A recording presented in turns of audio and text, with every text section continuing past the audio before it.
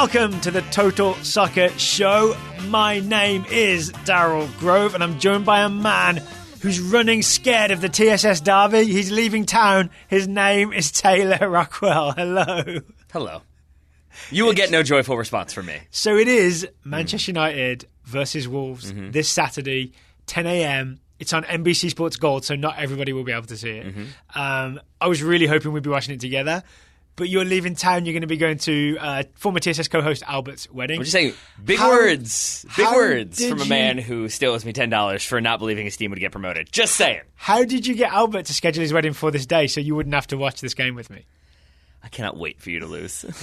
I cannot wait. Oh, it's on. It's absolutely on. I'm not going to be able to watch because we are going to have wedding festivities. Yeah. I'm looking forward to my phone staying silent on Saturday. Is it Saturday? It's Saturday, right? It's Saturday, 10 a.m., yeah. I will say I am not the sort of person to text you mean things when Traore completes his hat-trick. No, you're not. You're not going to text me mean things. You're going to text me obnoxious things. It's very different. We'll see what happens this And you weekend. know who else is going to do that? Who's that? Everyone on Twitter. That's true. Yeah, don't check Twitter that day. If I have 150 notifications, I'll know something's gone wrong. Just drop your phone in the toilet. Pretty much. That'll be it. Yeah. I might do that anyway, so it's fine. Well, that will be on our weekend review, I assume, on Monday. That works for me. It's worth noting, this is the Friday Total Soccer Show. It's a listener question special. It's being recorded Thursday night, right? So if Pep Guardiola is announced as US men's national team coach Friday morning, fingers crossed. The reason we're not talking about it is that we don't know it happened yet. Yeah, because it's in the future. But we do have 6 beautiful listener questions to talk about. We sure do. Today. Are you ready for the first one, Tom? I don't know. They're all going to be antagonistic. They are not. Okay, no. I feel we should do a handshake. I'm not shaking your hand. Oh, come on, you guys. I'll give you the left-handed shake from across the table. There you go. Strange. And we held hands. All right. First question comes from Ben Richards. Daryl is legitimately thrown off by my reverse handshake. It was. It was. Which 2 non-UEFA / non-CONMEBOL teams, national teams, could pair up to compete with the likes of Brazil, Spain, France, etc.? Etc. Okay, so this is a hypothetical question from Ben, right? Yeah. If all the non-UEFA... Oh, no, I think this is real. This could definitely happen. Oh, he's got clearance for this? All the non-UEFA, non-CONMEBOL teams, because that's who's won the World Cup so far, right? If 2 of those non-UEFA, non-CONMEBOL teams could pair up and make a super team, who would it be? Which 2 teams should pair up? And could they compete with the likes of Brazil, Spain, France, and other World Cup winners? The short answer is, I don't think they could compete, whoever it is. You've gone back to your Renato Sanchez pose, by the way. My assumption was if you could put 2 teams together, that you could make this happen. Any combination I tried, they didn't have a Paul Pogba. This is true. I mean, you've got they that didn't have the aspect depth of talent that any of these actual big teams have. Yeah, I mean, it's not like you had 2 teams make the semifinal, but they just couldn't quite get to the final. Like you still haven't had a non-European team, non-European South American team in the semifinals since South Korea. Yeah, I think that's about it. Yeah, basically. No one fact checked that. No, South Korea, maybe Turkey before them, but you know Turkey's in UEFA, right? Oh, good point. I forgot about that. Half of Turkey.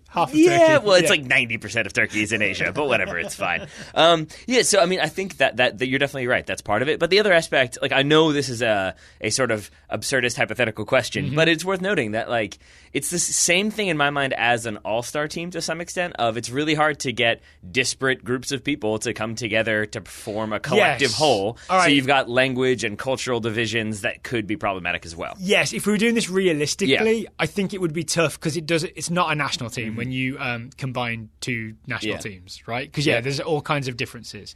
That said, we haven't really discussed how we were going to do it. I have 2 answers. What's the best way of going about it? All right. People will hate this. You will probably hate this, but I have an answer. Define compete, first of all. I mean, for me, I'm just thinking, what's the best possible team I could put together by putting 2 teams together? That is not what I did. What I did was went with who do I think could most likely compete and get by teams in an elimination tournament. What do we know about teams that do well? It's about approach, it's about mentality, practicality, and I think if you're going up against some of these teams, a defensive approach. I'm combining Iran and Japan. Wow. So you go the ultra defensive approach. Can they please be called Japan Iran? Obviously, first of all. But if you go the ultra defensive approach of Iran, we saw the defensive approach of Japan, but also just the effort and hard work and energy of Japan. And a fairly weak Japan, it's worth noting, that did a lot more than I thought they would do in this tournament. So you put two teams together. The weird mutiny just before, right? Yeah, there you go. But you put these two teams together with a backbone of, like, we're going to have to work to make this happen. You don't get any of that, like, no, I want to be the one to do the scissors. No, I want to be the one to do the step over. You get just a lot of, like, we got to get out there, grind our way to results, and they're going to grind their way to the semis. That's interesting. I'm not sure I'm convinced. I've got a happier team, too, if you want. Okay, what's your other? Mexico and Senegal. Mexico and Senegal. Taylor, that's what I There we go. with. Okay, since we're doing this then, do you mind if I describe the I have that as the team that plays pretty soccer that might get destroyed. I did this by FIFA rankings. Yep. I looked at FIFA rankings and saw that the highest ranked non-UEFA, non-CONMEBOL team is Mexico at 15th in the world. All right. Which is sort of ironic with the round of 16. Yeah. They've gone one beyond the round of 16 in the FIFA rankings. The next highest ranked team This is absurd. is the USA. Yeah. 22nd in the world, the USA. The next highest, I believe, is Tunisia. So in some ways, It's almost like the FIFA World Rankings aren't a great indicator of global level of soccer ability. That's probably true. So here's the strange realization that maybe people have to reckon with, which can be tough to hear for US fans. The best non-UEFA, non-CONMEBOL team in the world by record is Mexico. According to the FIFA rankings. Not just the FIFA rankings. Okay. If you look back and say the last few tournaments, which non-UEFA, non-CONMEBOL team has made every round of 16? It's Mexico. Yep. Which is really weird. Like, I know that it's become their block, right? That they can't get to the quarterfinals. But it's actually an achievement. It's the achievement of non-UEFA, non-CONMEBOL teams is that Mexico have made the round of 16 every time. Yeah. Which is, it's odd, right? Yeah, I mean, I have no qualms with you about Mexico. Yeah. I think that's why we both went with Mexico when it comes to Senegal. So that makes sense to me. So then what I did is took Mexico as the best non-UEFA, non-CONMEBOL team. I was really just underlining that to let it sink in. I think we did the exact same thing, basically. And then thought, which other non-UEFA, non-CONMEBOL team has some really high-level talent that we could add to the Mexico squad and improve it. That's why I went with Senegal. And remember, I believe failed to advance on what goal difference is what it came down to, or goals scored, or yellow cards. At the 2018 World Cup, It was a crazy decider. It wasn't like they were just totally out of it, but we're picking a team because we think they'd fun. It was a very good team, and that's kind of what I went with, was a team that were on the verge. Maybe you had a couple more players. Suddenly that team makes that next round easily. Yep. And I specifically, though, thought of Koulibaly, Yep. centre-back. I think he improves Mexico's back line. And, of course, Sadio Mane. You add Sadio Mane to Mexico's attack, you could have, Chucky Lozano on one side, Sadio Mane on the other. I mean, and Senegal did the thing where their player went out for treatment and ran on and scored, so they've already got a little Concacaf-ery about them. They do. They would slide right in. Yeah, that's honestly the best I could come up with. I would agree with that. Yeah. I think so. I think you're taking the best team in North America. Yeah. I would say one of, if not the best teams in Africa, putting them together, combining their talents. I think that's a strong team that's capable of competing. And you could maybe say Egypt, but then you really just get Mohamed Salah, right? I don't think any other Egyptian player would get into that Mexico team. So I'd rather take Mane and Koulibaly versus just Mohamed Salah. Yeah, right? That works for me. Yeah. I think I would agree with you there. What about and Japan? you've got other ones in there. How about Japan, Mexico? Because you already thought about Japan, Iran. Like Japan, you've got Kagawa. Honda would be nice and at home, right? Yeah, I mean, having spent time in Liga MX. You're picking the players that mutinied there. That's the only downside to that one.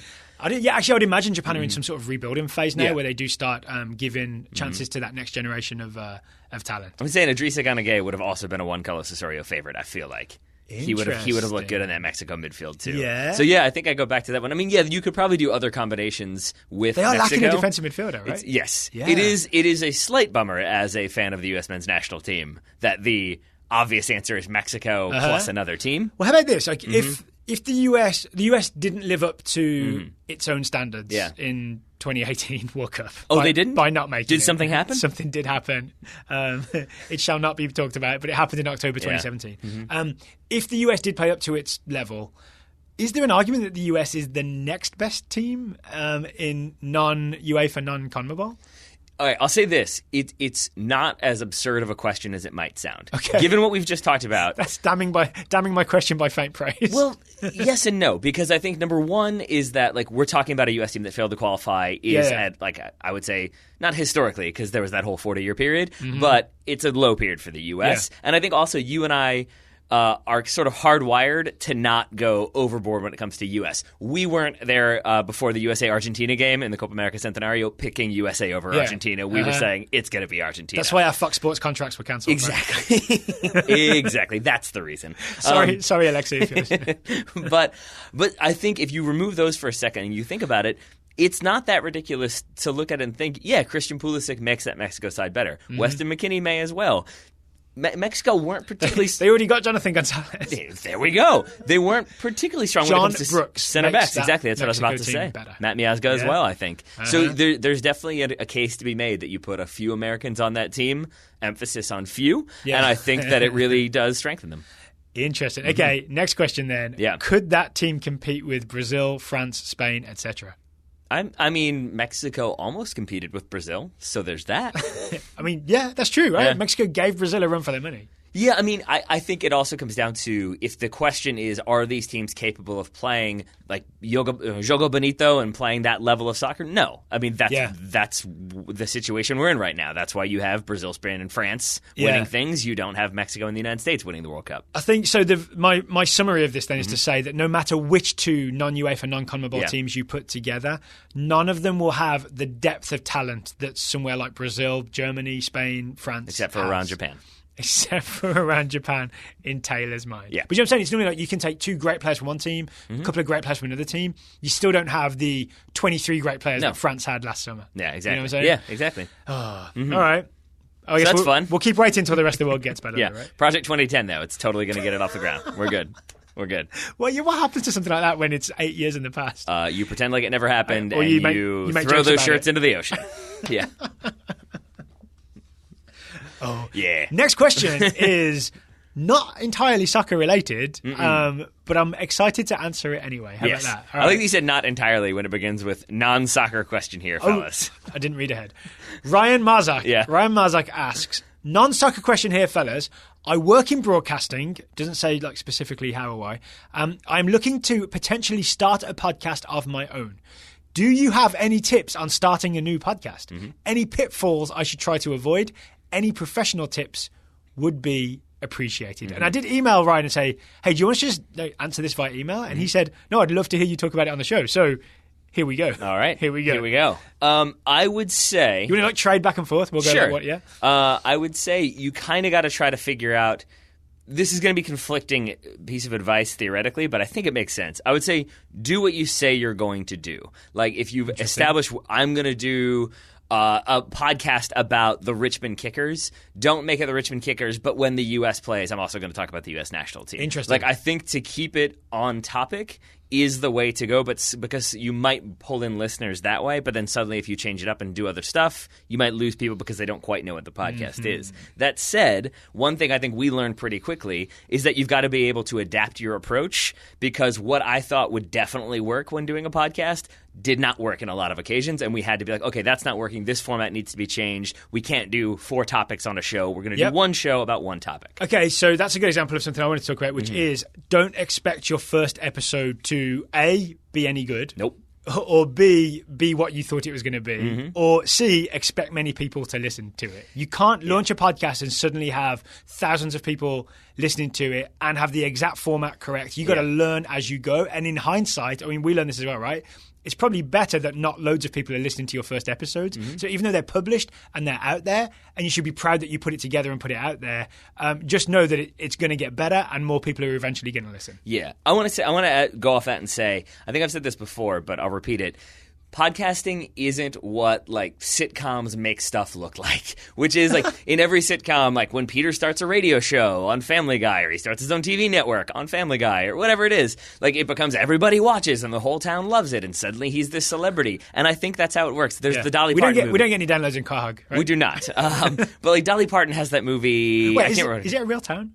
Quahog? I don't think so, but maybe it is. Dolly Parton has a movie where she becomes like a radio personality, and it takes off, and there's the montage of everybody listening, and I forget what it's called. But there's a reason there's a montage, right? Yeah. It's because you have to collapse a lot of periods of time into it. If you showed it in real time, the movie would be like years long. I mean, and so like we were really pumped when we started off, and we had 100 listeners, and then 200 listeners, and 4 years later when we got to 1,000 listeners, and like, you got to grind a little bit to get there. So you got to have that patience, and you got to stick with it, and with that comes... you got to stick with the schedule. Yeah, you do. Yeah, you got to publish it regularly, and when you say you're going to publish it, and don't wait 3 months, don't do anything. It's already over. Yeah. And then if you have a big comeback episode, but then don't do it again for another month, it's over. So you've got to stick at it. Keep publishing. Yes. All right. So some specific tips for the broadcast. Energy. Yep. I think energy is really important. There's a reason we begin our show with a big hello. It's because we want to get not just volume, but we want to get the energy going. We want to get both of us up and running.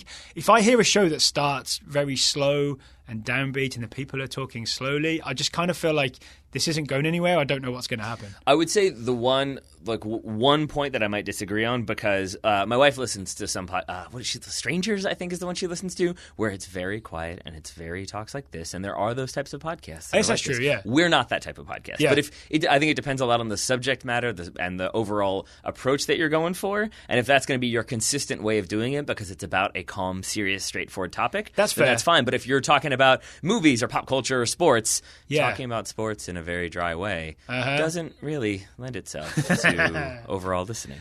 I got another one for you. What you got? Have some specificity and some conviction in what you say. By which I mean, don't try and bungle your way through it pretending you know more than you do. So do your research, have opinions, be able to back them up. That makes it a lot more engaging to listen to. Just if the whole point of you being on the show is to pretend that you know something, you're trying to get away with it, people can hear that. Yeah. Everybody can hear that. Don't even try and do it. Yeah. And I would say with that comes authenticity. That like you and I oftentimes agree on things. We'll watch a game and we'll say, look at the Ronaldo red card yesterday. We watched it a bunch. We decided, that's probably a red card. And that's okay. I don't think it always has to be point counterpoint, talking head disagree. Producer would have told us one of you needs to pretend that you exactly. don't like and it. I don't agree with that. But I will also add, though, when you agree on a thing, you can continue to discuss it to find the nuances within the agreement that maybe there is disagreement about. And you get into that, and I think that reveals more about what you're talking about than just saying, no, it wasn't, yes, it was. And then you're just on two sides arguing the very basics versus, well, what constitutes a red card? Should fingernails on the scalp be a red card? I don't know. I think it should. And then you're kind of having a conversation about why. And to me, that's a authentic, genuine conversation where you're actually having a conversation you would otherwise have. You and I would never sit in a bar and be like, it's a red. No, it's not. That's not how we work. We get thrown out the bar eventually. Right? Or we wouldn't be friends. No. And everybody would hate us. Yes. Have you got any more? I've got one more really important one. The obvious one for me is sound quality. Yes. Yeah, I mean, that's a more technical one. But if your levels are all over the place, if one of you is completely inaudible, if one of you isn't speaking to a microphone, that's not going to go very well. And that's the thing that will make me turn off a podcast immediately. Yeah, I'd even say if the quality's really bad, don't release it. Yeah. Because people aren't going to listen to it and they'll just associate you with bad quality. Yep. Yeah. How about this one? Stay properly hydrated. Oh, God. And there are two meanings to this. One is, drink plenty of water, both during and before, so that you are not dehydrated, because then you do that weird lip smacking Please don't noise. make the noise. I'm not going to make the noise. But also, I think I've noticed with a lot of amateur podcasts, I guess I would call them, is people think they need to get drunk so that they can be more relaxed, and they think that makes for a better show, and it definitely doesn't. Not for me. I guess maybe your tastes may vary, but I think you're already not your authentic self if you're having to have like one too many beers before you start recording. Yeah. Right? We do the show, I want to say 99% sober. You know what I'm saying? I think we've maybe had a beer before because we were watching a game, but for the most part, we've drank water, coffee, Coke Zero. That's what we drink when we record. The only time, I don't even know if we ever released it. The only time we've ever done anything where we were all inebriated was when you, me, and Albert played the Wikipedia game, and we called it Drunk Wikipedia Game. We did. Actually, I recorded that, and I genuinely lost the file. And not because I didn't like bury it somewhere, I just lost it. I feel like Albert beat you handily, and so you're like, oh, I lost it. I don't know what happened to it. Yeah. And maybe, forgive me, listeners, if we're getting too self-indulgent or pretentious. I'm hoping we're not, because we're just answering Ryan's question. Yeah. But I would add that I do think the cliche is the case that podcasts, I feel like it's really easy to be like, oh man, we're all sitting around, this could be a podcast, we're all talking, and that may well be. Maybe you and your 2 or 3 friends are really engaging and entertaining. But what I mean to say is that when you put a mic in front of a person's face, it's really weird. It is very strange. And I think, have both experienced that. Interviewing people who aren't used to being on mic, it becomes this sort of like, oh, my voice is being recorded and I've got to be careful of what I say. These people's shoulders touch their ears. Yeah, and you can see it. And it is a thing where you've got to get used to talking on mic. And that might mean, our pilot episode for the radio show when we first started, it took us like 2 months, I think, to like get edited and figure out how to record. And I've said this before, but multiple times we would stop and Daryl would say, what are you saying? I'd be like, I don't even know. I'm just talking. I don't even know anymore because I'm so aware that what I'm saying might not make sense and people could hear it and be like, this guy's an idiot. And then somebody in Tokyo hears me and now a person halfway across the world thinks Taylor's an idiot. And so I've just gotten used to the fact that people think I'm an idiot, but it takes time is what I'm getting at. Yeah, of course. Especially in COG. Yeah. Anything else?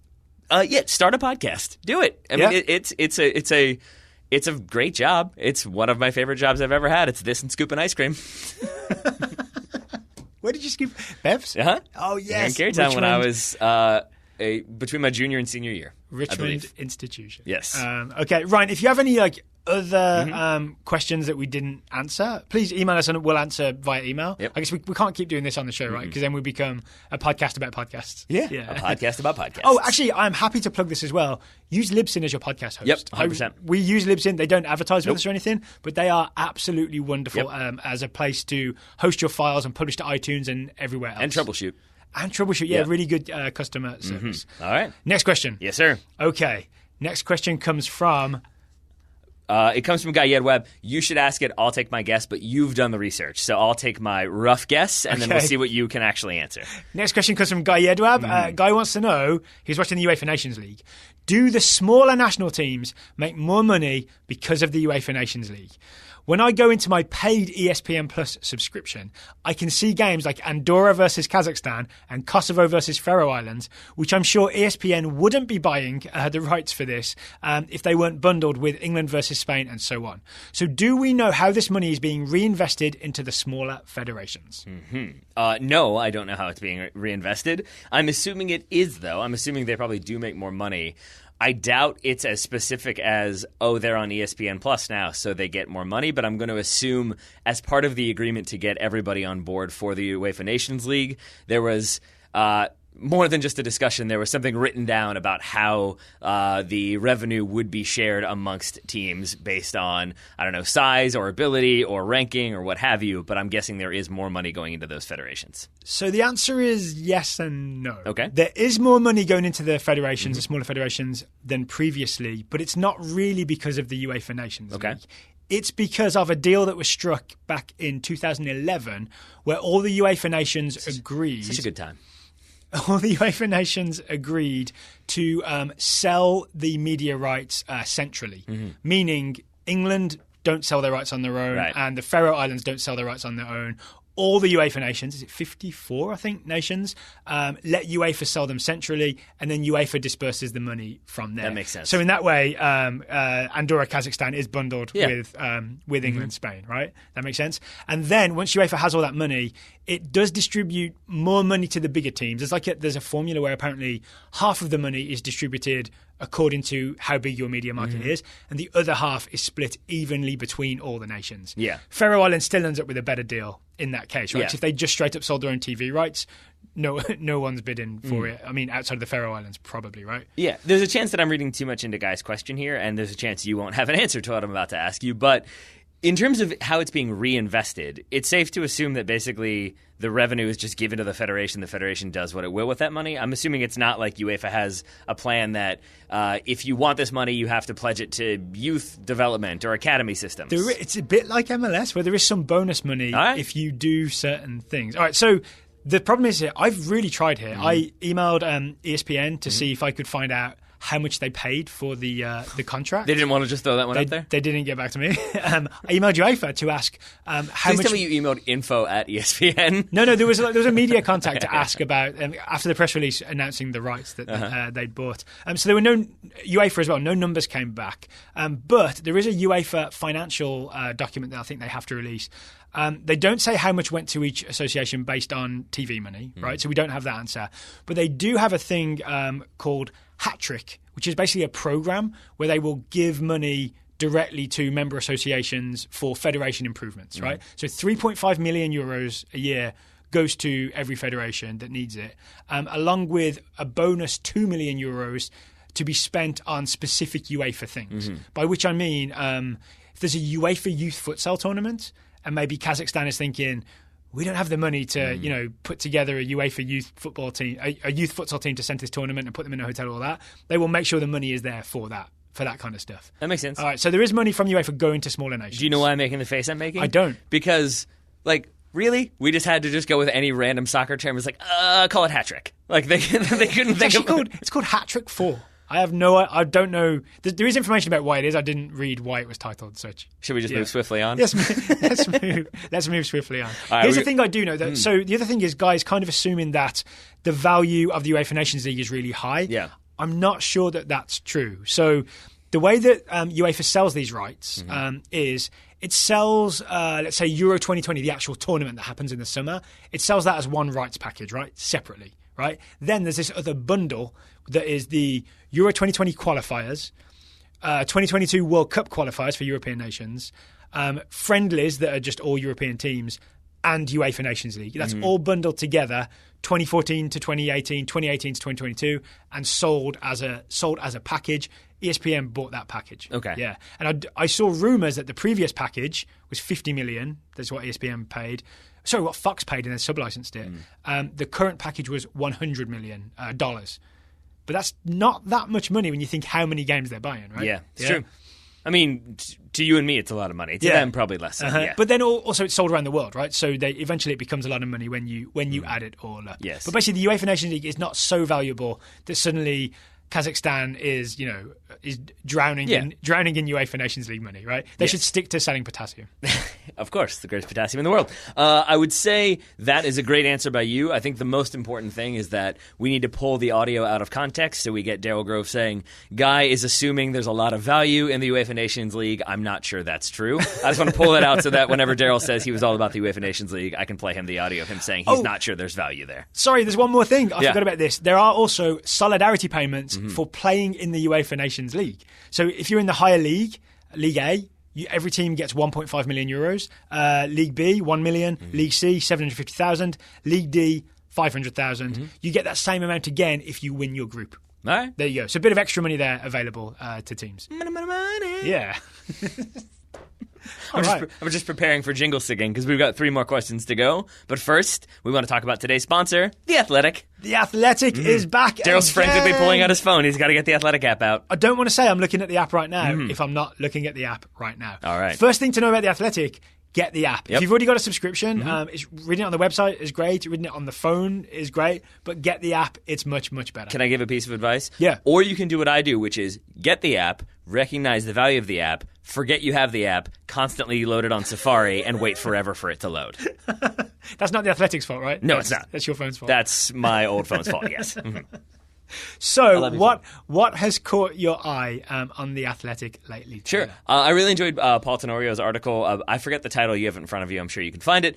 Basically about what's to come for Atlanta United in terms of potentially losing Miguel Almiron, potentially losing Tata Martino, and even potentially losing Joseph Martinez.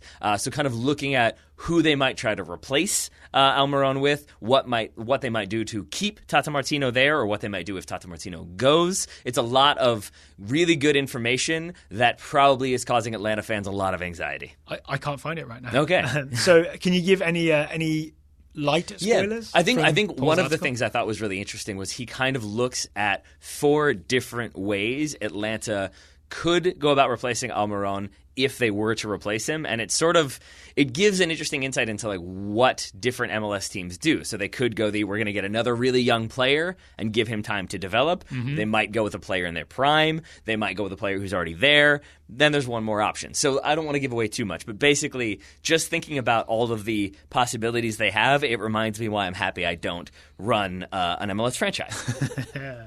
I was reading Joseph Lowry's article, How Lyon Beat Man City and possibly created a blueprint for their Premier League rivals.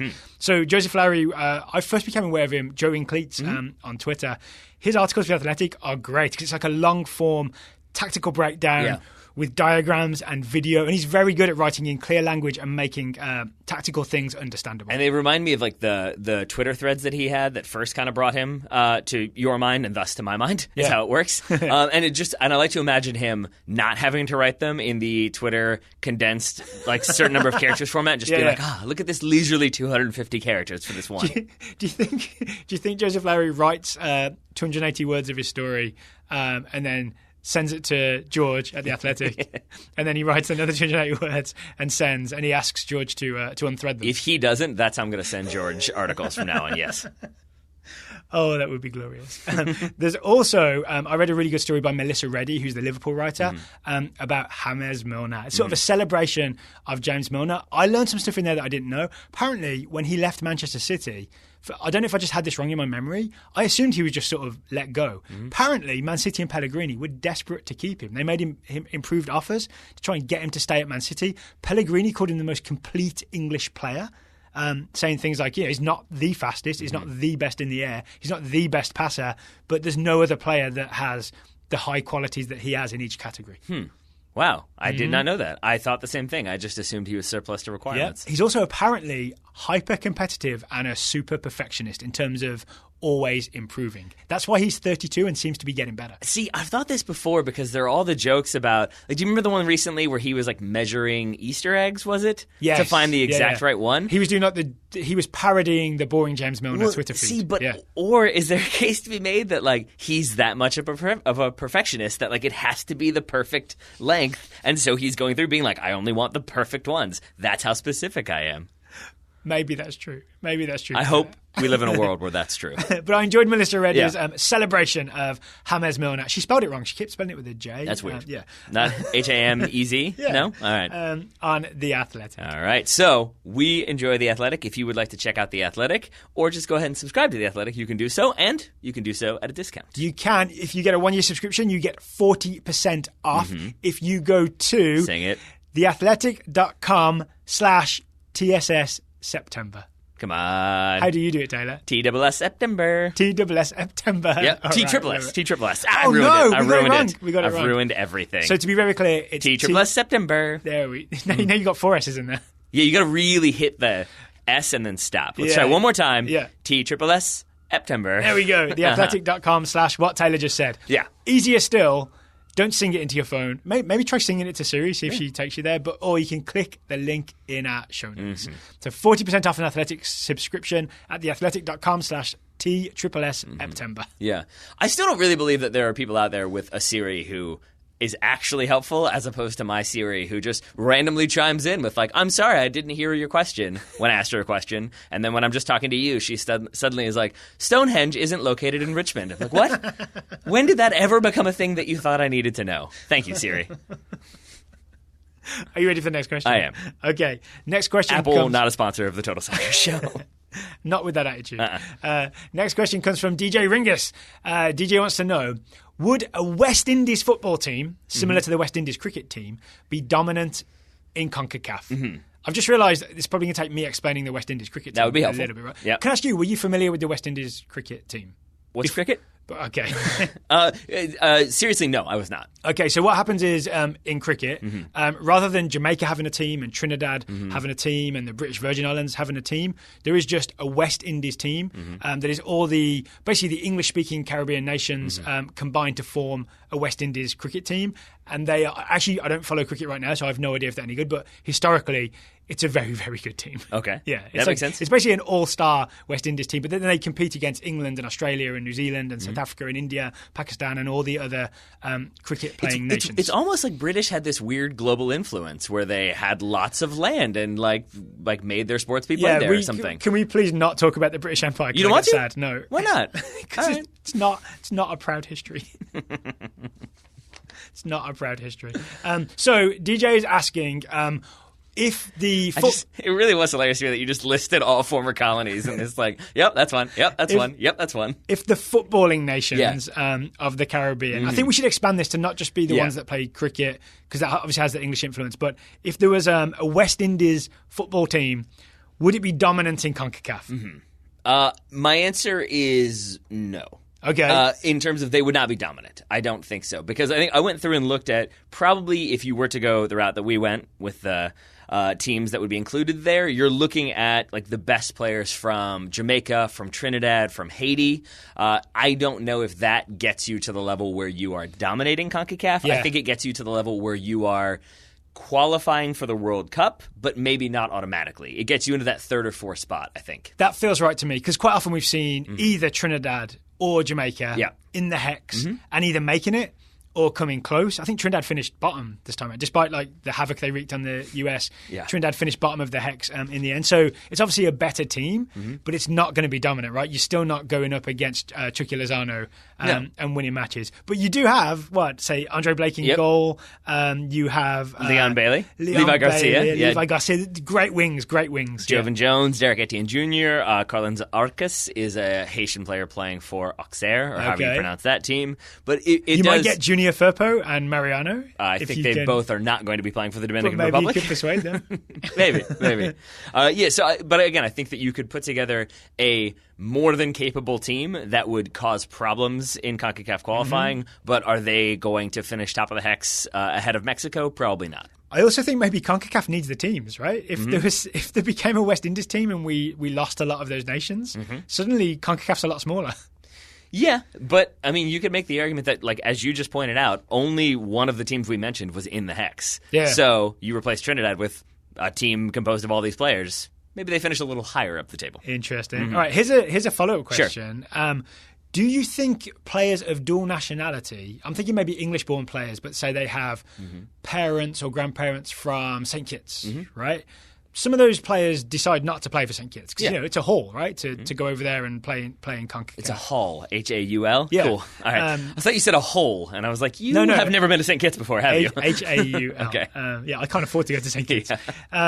So do you think those players would be more likely or less likely to play for the West Indies team than they would be to play for a smaller island team? First of all, I've never been to St. Kitts either, but I've seen a postcard. It looked lovely. Second of all, I think it makes them less likely. Why so? And I think you're right that it makes them more likely to qualify. It gives them a better shot at making tournaments that they wouldn't otherwise participate in. Yeah, that would be the selling point for me. The counterpoint would be that, like, unless it was this, like, beautiful world where everything works seamlessly, I think there's too much confusion in there in terms of, are there quotas for who gets to play in the team? Who decides which players from which countries get included at which point? And I feel like it would be so confusing. So to use the cricket example, you basically just pick the best players. Right.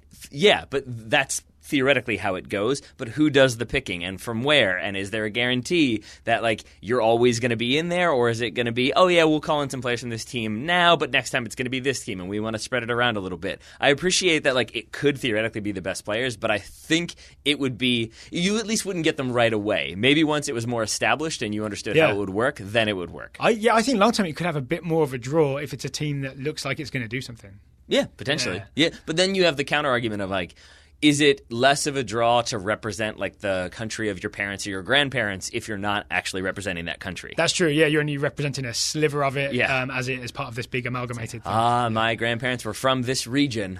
It maybe doesn't quite hold that level of importance. I got it. All right. Thank you, DJ, for a really interesting thought experiment of a question. You could get Bob Marley's sons to perform as they did for the Ajax game. I'm sure they could at least do the halftime entertainment. Yeah, there's that Ajax tradition of the fans singing, is it Three Little Birds? I'm pretty sure it's Three Little Birds. Yeah. But doing it football chant style. Not every little thing's going to be all right. That's not the name of the song. Yeah, but that is the lyric. Yeah. Right? But it had like a weird aggression to it in a football chant kind of way. It is kind of strange. I forgot, we didn't talk about this on the Champions League show. No, right? I didn't. Yeah. But no, I didn't know that happens during Ajax games, which is a good song to sing at halftime. Yeah. Unless you're singing it aggressively and it becomes a threat almost. Everything's going to be all right, Daryl. Like, oh boy. I believe you. I'm in trouble. We have two more questions. We do. I will ask this one from Luke Kreider. How did you guys come to support the teams you support? Man United and Wolves, right? Right. Yes. Do those teams have to do anything to sustain your loyalty, or is it unconditional? All right, so we've already talked a lot about, like, our podcasting advice. Maybe we should make this quick, how we came to support our teams. I came to support Wolves because I am from the area. I'm not from Wolverhampton. I'm from, like, 15 miles outside of Wolverhampton. But my family... From just outside I knew you did. My family, my dad, my brother-in-law, like... my uncles, like everybody supports Wolves. So it basically became a family thing where I think I went to my first game with my brother, right? So it's just a family thing, like it's the family team. And so I just kind of got pulled into it. Yeah, pretty much the same thing for me.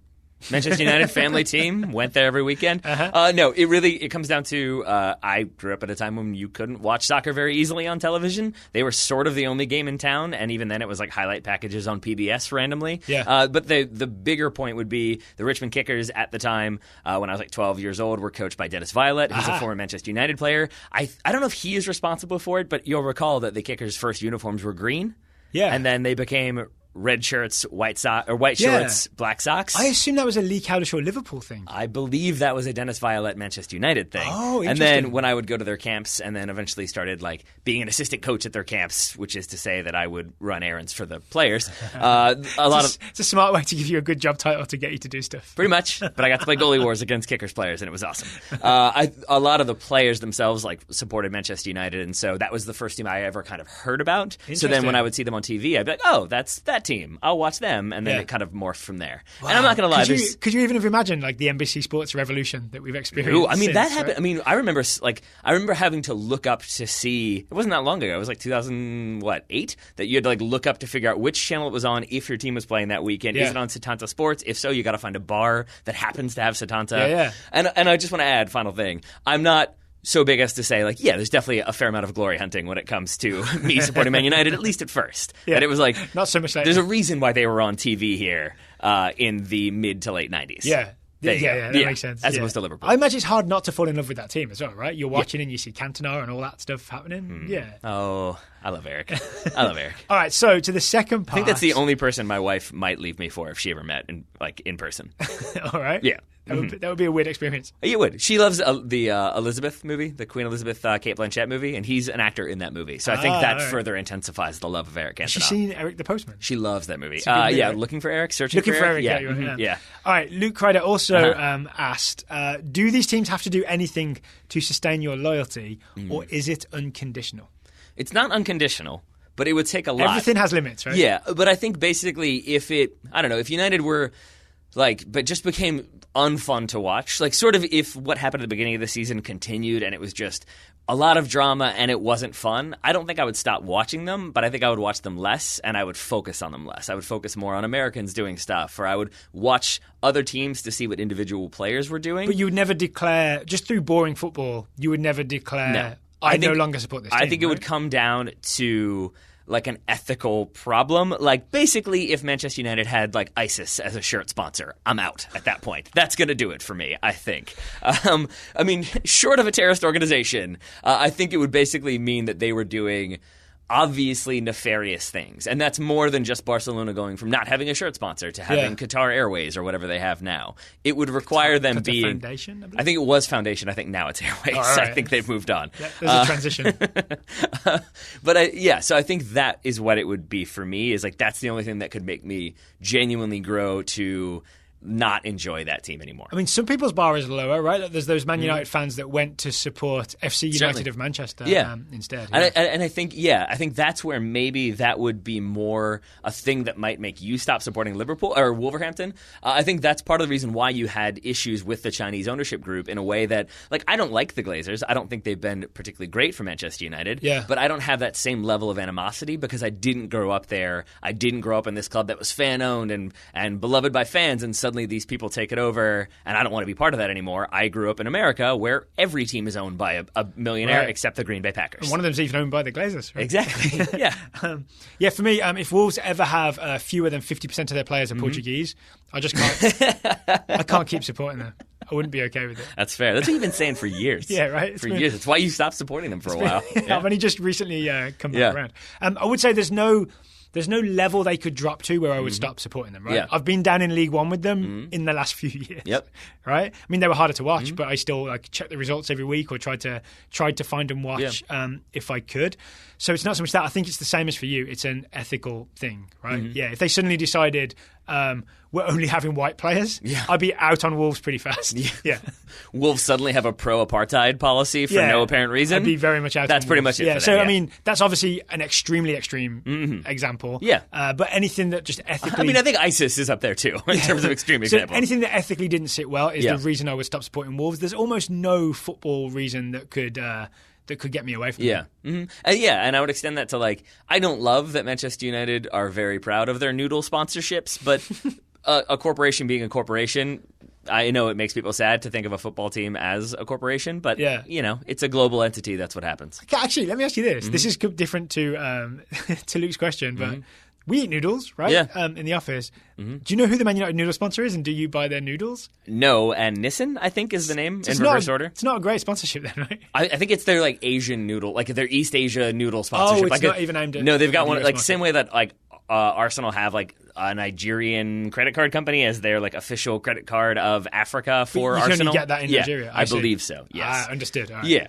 I think that's, so that's... So keep eating whatever noodles you want. And I want to say my final thing about this, forgive me, but, like, I think it's also the case that we've had this conversation a couple times off air, but I'll go back to it. It was Alexis Guerreros on our World Cup comedy tour making fun of the Omaha airport and people getting really offended by that. And his response was like, really, you care this much about an airport that you had nothing to do with? And in the room? His joke in the room went well, I thought. I think he got a few responses afterwards. Oh, did from he? people. Yeah. And I do think that also... Can I just share for listeners? He said, because he came late, right? He only just made the show. He said, I landed at your Macy's.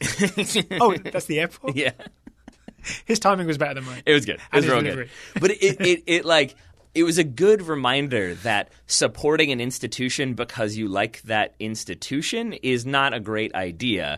Like, and maybe that doesn't make as much sense. No, but I mean, like, but being like, that's my city's airport and I like my city, and therefore it can get you into trouble. So, like, Manchester United is and has and will continue to do lots of laughable things. Yeah. I'm not always going to support everything they do. I don't think you have to do that to be a fan. Yep. You can definitely have that, they shouldn't have done that. That was a bad idea. I don't agree with this, but I still support the club. Yeah. That's about where I am with it. But I will say to TSA employees, if Alexis Guerreros is flying through your town, make sure to pull him aside. Full cavity search. That's what I say. Okay, up next, a question from Jess Frankel. Jess Frankel asks, can you explain the effect, if any, that the UEFA and soon CONCACAF Nations Leagues will have on the new and improved FIFA rankings? I'm not going to lie. I read several different pieces that sought to explain this. My eyes glazed over and I got a headache. I think roughly I can say that there is an impact, and that's about as comfortable as I am with this. Yeah, all right. So the new FIFA rankings, they've got a new formula as of just a couple of months ago, right? Don't want to get into explaining the new formula exactly, but there were legitimate math formulas in there. That's all I'm saying. There's a calculation for how much each result is worth, and it essentially takes into account the. It doesn't quite have the same window that it used to have, right, where results fall on and off. It's more about who have you played, and did you beat them, and what was the competition? So they weight the quality of the opponent as well as the competition that it was played in, right? Yeah. So in terms of the UEFA Nations League, then it becomes all about that multiplier of where they rank the Nations League in terms of the quality of the competition, right? Yep. So let's say you win against a team and you get one point for a win, right? That's then multiplied by the competition. So if it's a World Cup, it's worth 60, right? It's a multiple of 60 if it's a World Cup game. If it's a friendly outside of the normal FIFA match calendar, which is about as unofficial as it can get, it's 5 is what it's ranked by. Regular friendly, 10. UEFA Nations League, 15. And actually, they just say Nations League, so I guess this encompasses CONCACAF as well. So they've put Nations League fairly towards the bottom of this ranking system. Yeah. Now, I have a question for you that you may not know the answer to. But, so you say 10 for a friendly, right? Does that mean if Daryl Grove FC or Daryl Grove the country beats Taylor Rockwell the country, do you get 10 and I get negative 10, or I just not get any points? I don't know about the negative or not. I didn't read that deeply into how the new FIFA rankings work. I ask mostly because there was the story of Poland not playing friendlies so that their coefficient would go up, and thus they were one of the seeded teams at this World Cup. So I'm wondering if I think it's been designed to combat that. I think. Do you know what? Someone should ask us the question, how does the new FIFA ranking system work? And then we'll have to figure out exactly how it works to answer the question. Why would you ask people to do that? I'm ready. Do you know what? Here's the thing, honestly. I want to know. I really want to know how it works. I don't know if I'll have time to sit down and read it unless it's for work. Yeah. If someone emails in the question, totalsoccershow.com/questions, then officially I'll be reading it for work. And so I'll get to learn about the new FIFA ranking system. All right, there we go. And then I guess I'll tell you on the show. That works perfectly. Now, I'll do my best. I will say two things I did enjoy about it. I think one you already mentioned, but to go back to it, is that in the past, if you go look at like previous FIFA World Rankings, it's always like right around every month they put it out at a certain date. So you can go like October, September, August and look and see who it was then. They, from what I understand, are doing away with that it's basically going to be an evolving one that you won't have a specific date when the new rankings come out. It's going to be kind of constantly adjusted. So basically every day? I think so, because it gets away. I forget who it was, but there was like one team who, if they had done it a day later, would have been top of their qualifying bracket, or they would have been in the top pool. I think it was Egypt, maybe. No. It was like for like World Cup qualifying. Oh, they would have been like one of the seeded teams, but because the pots. Yes, thank you. But because it was done like on a Tuesday instead of a Thursday, Egypt were in the second pool instead of the first. So I think they're trying to do away. Would with Ramos that. have still done the thing though? Almost certainly. Yeah. It doesn't matter. He'll do that to anyone at any time. We've established this. So I do enjoy that, and then I enjoy that they're not weighting UEFA Nations League games as high as we might have thought they would, and I think that's because you have the UEFA Nations League, you don't have a World Nations League. So it essentially would only be giving priority to European teams, and you would essentially, not that you already don't, as we've already talked about, but it would basically be the top 54 teams in the world would be all the European teams. Oh, that's true. That's interesting. Yeah. It's an unfair if you made it like 50 points for a win, South America's not going to be doing a lot of winning in the UEFA Nations League. Or like Asian teams are playing friendlies instead. Yeah, exactly. So it's not fair. Got it. Okay, I think we answered Jesse's question. Yeah, sure. But I've realised now that I wish I knew how the FIFA rankings worked. Sepp Blatter puts his hand into a hat, he pulls out a country, and that's where they go. I think he's not allowed to do that. You would think that. You don't know that, though. Thank you to everybody who asked us questions. If you've got questions for us, it is, of course, totalsoccershow.com/questions. If you're a subscriber at $10 a month or more, we guarantee to answer a listener question per month right here on the Total Soccer Show. Or I'll do my approximation of an answer, and then Daryl will actually answer. or vice versa sometimes. Taylor Rockwell, thank you for taking the time to talk to me today. Right back at you, buddy. Listeners, thank you for listening. We will be back, I assume, Taylor, we haven't discussed this, on Monday to review all the weekend action. That works for me. Including the TSS derby. Commiserations to your Wolves.